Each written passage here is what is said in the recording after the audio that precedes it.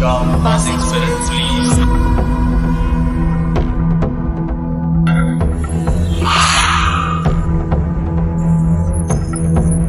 मेरा नाम सनी है।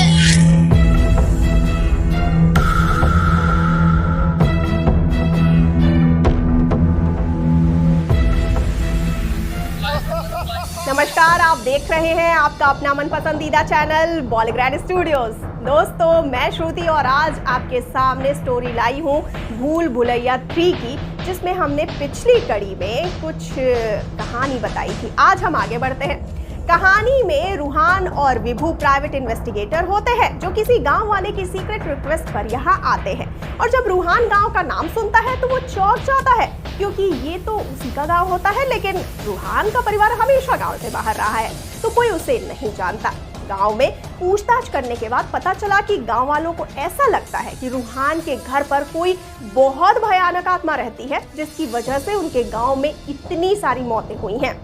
रूहान और विभू गांव के मुखिया प्रताप सिंह से उन लोगों के नाम, फोटो या कोई भी इंफॉर्मेशन मांगते हैं। तो मुखिया जी उन्हें उन लोगों की फोटोज दिखाते हैं। रूहान और विभू दोनों उन फोटोज में जाने पहचाने चेहरे देखकर एक बार फिर से चौंक जाते हैं, क्योंकि वो चेहरे नंदिनी, खजूर, ऋषा और मिस्टी के थे। यानी कि चारों भूत जिन्हें गांव वाले खतरनाक बता रहे हैं, वो तो खुद विक्टिम्स निकले।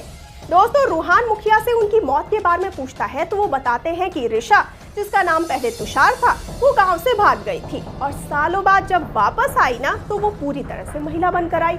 गांव के कुछ लोगों को पसंद आया तो कुछ को बिल्कुल भी पसंद नहीं आया। ऋषा के परिवार ने उसे स्वीकार नहीं किया तो वो उस खाली घर में रहने के लिए चली गई। कुछ दिनों बाद हुआ क्या कि वो वहां रही और नंदिनी और मिस्टी की उससे दोस्ती हो गई। वो लोग ज्यादा से ज्यादा वक्त साथ में बिताने लगे। लेकिन कुछ दिनों बाद उस घर से जोर जोर से आवाजें आती रही और उसके बाद से वो तीनों गायब सी हो गई। उनके साथ ये खजूर भी कहीं गायब हो गया। रूहान ने पूछा, तो आप लोगों ने कंप्लेन क्यों नहीं लिखवाई? मुखिया बोला, क्योंकि अगली सुबह मेरे घर पर एक चिट्ठी आई जो खून से लिखी हुई थी और कहा गया था उसमें कि वो एक एक गांव वालों से बदला लेगी। अब कौन सी पुलिस ये मानेगी कि एक आत्मा ने ये चिट्ठी लिखी है? मुखिया आगे बताता है कि वो अवंतिका है जो इसी गांव की थी, लेकिन उसे उसके परिवार के साथ एक हादसे में जिंदा जला दिया गया था, जिसका बदला वो ले रही है। इसीलिए पुलिस को बुलाकर आखिर हम बताते भी तो क्या बताते। रूहान और विभू मुखिया की सारी बातें सुनकर जब घर वापस जाने लगते हैं तो मुखिया जी कहते हैं, अरे तुम्हें उस आत्मा से डर नहीं लगता?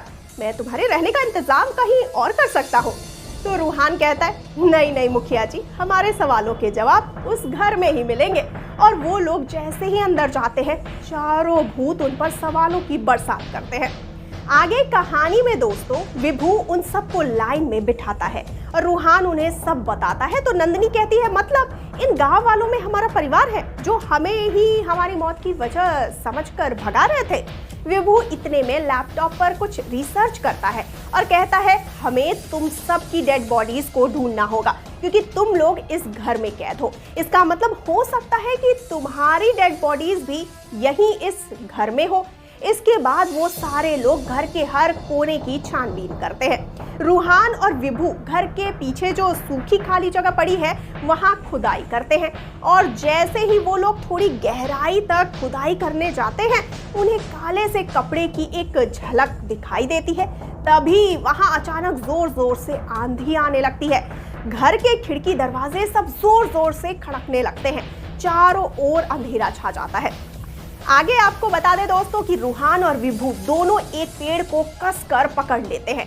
इधर वो चारों भूत घर से बाहर एक कदम भी नहीं रख पाते और चारों के शरीर में बड़ा जोर से दर्द होता है।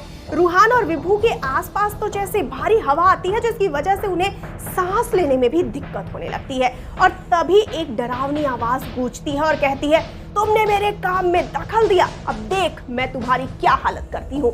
और उन दोनों को ऐसा लगता है जैसे कोई जोर से उनका गला दबा रहा हो। उधर नंदिनी, मिस्टी, ऋषा और खजूर भी जमीन पर अपना गला पकड़ते हुए गिर जाते हैं।